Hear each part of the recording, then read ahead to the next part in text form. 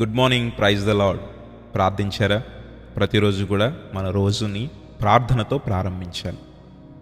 ఈరోజు దేవుడు నీకు ఇస్తున్న గొప్ప వాగ్దానం, నీవు చేయు ప్రతి పనిలో దేవుడు నీకు తోడై ఉన్నాడు. ఈరోజు నువ్వు ఏ పని అయితే తలపెడుతున్నావో, ఏ నూతన కార్యాన్ని అయితే తలపెడుతున్నావో, ఈరోజు దేవుడు నీకు తోడై ఉన్నాడు. ప్రతి పనిలో కూడా దేవుడు నీకు విజయాన్ని అందించబోతున్నాడు. నమ్ముతున్నావా?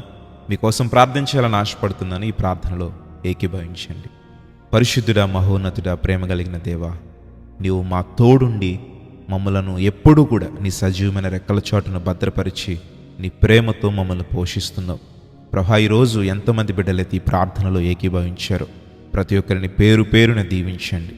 ఈ రోజంతటిలో జయాన్ని ఇవ్వండి అయా. వారు తలపెడుతున్న ప్రతి నూతన కార్యాన్ని అయా, వారు కలిగి ఉన్న వారి ఉద్యోగమును అయా, వారు కలిగి ఉన్న వారి వ్యాపారమును, వారు కలిగి ఉన్న వారి నేల పంటలను అయా, ఏ వృత్తిని బట్టి వారి జీవనాన్ని సాగిస్తున్నారో ప్రతి ఒక్కరిని దీవించి, వారి కష్టార్జితమును దీవించి నూరంతల ఫలము దయచేయమని అడుగుతూ ఉన్నాం.